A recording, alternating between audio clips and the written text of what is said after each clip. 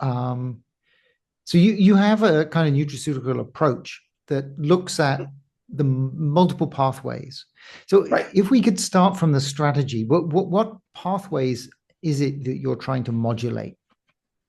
Yeah, so what we hypothesized in 2001 is that to treat neurologic disorders or mitochondrial disorders, so many pharma companies are trying to identify a single pathway, a single molecule, and that's been the pharma sort of model for 50 years. And they say exercise is dirty, we don't want to study it. It's a dirty science. And the reason why it works is because it's dirty. And what I mean by that is that it's not just one thing that's beneficially affected by exercise. Lower inflammation, lower oxidative stress, increased muscle strength, increased mitochondria. So what we said is in our hypothesis, we should treat the final common pathways of neurologic disease, aging, mitochondrial disease. Really, they're all the same. Oxidative stress, mitochondrial dysfunction, inflammation. And so by using a multi-ingredient nutritional supplement approach to target not just oxidative stress or improved energy efficiency by giving creatine, for example, but if we combined supplements strategically and also combined supplements that were not just sitting out in the cytosol when the problem's going on in the mitochondria, but rather things that we knew get into the mitochondria, we could come up with better supplemental strategies. So in 2007, we took this approach in patients with genetic mitochondrial disease. And whenever I say that, really, it should apply to aging because at the cell level, they're the same.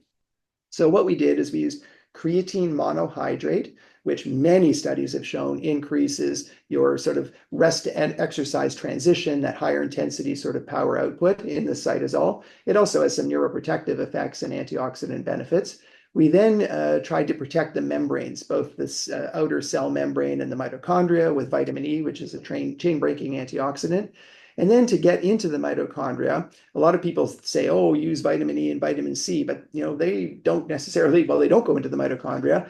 So we used alpha lipoic acid, which is key in things like PDH, branched chain ketoacid dehydrogenase, potent mitochondrial antioxidant with coenzyme Q10.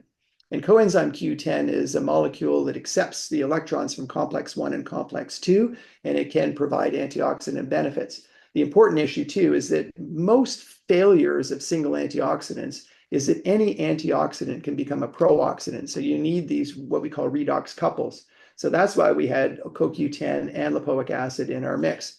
So we went ahead and did a randomized double-blind crossover study and showed lower oxidative stress with two outcomes and lower lactate. So lactate in the blood is if it's higher, it's a reflection of the mitochondria not working to a first approximation. And certainly in our patients it was, and we showed lower lactate and lower oxidative stress. Now we got criticized and, the pharma people said, oh my God, there's 4 ingredients here. This is so dumb. I tried to prove everyone wrong with my own personal money because nobody funded either of these studies. And we did a study with super high dose coenzyme Q10, which is what everyone was using at the time to treat mitochondrial patients. And what did we find? Nothing. No reduction in oxidative stress, no reduction in lactate in 30 genetically confirmed patients in a randomized trial. So my point there was to target these complex processes which are going on with aging and going on in our mitochondrial patients. We need to think about where the problem is to come up with safe ingredients that are logically targeting more than one of the final common pathways. And so that's generally been our approach. Now we've taken that approach to obesity. We've taken that approach to aging. We've taken that approach to skin health. We've taken that approach to infertility. And what was the final one? Radiation damage as well. And essentially all of them have been successful by taking a multi-ingredient approach to target the mitochondria, but also to add different ingredients depending on what the clinical indication was. But we have studies in mice and with obesity and aging in humans showing the benefits of this approach, especially with obesity. We've got really nice clinical trials showing that this approach worked well. Okay, a few things to go back to there, and then Sure. like talk about the obesity. That trial looked very interesting. Um, okay, so creatine is like an alternative energy source to the mitochondria. So does it actually help the mitochondria, or is it just helping the cell produce energy? That's a great question, and I think it's doing several things. Number one, its canonical role is to increase the total amount of what's called phosphocreatine. So as we transition from sitting to doing exercise, upwards of 8 to 10 seconds of energy is derived from phosphocreatine breakdown to regenerate ATP in the cytosol. However, when that happens, the ADP that goes up actually is eventually signals to the mitochondria to turn them on.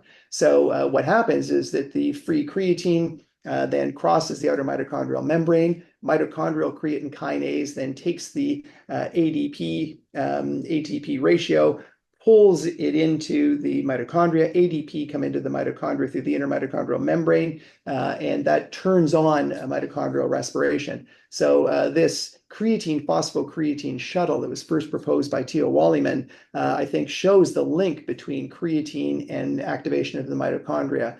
And if you knock out both of the creatine kinase enzymes, both the one in the cytosol and in the intramitochondrial form, you actually see significant impairments in function in the animals. So there's definitely a relationship between creatine that's much more elaborate, I think, than just the phosphocreatine in the cytosolic component.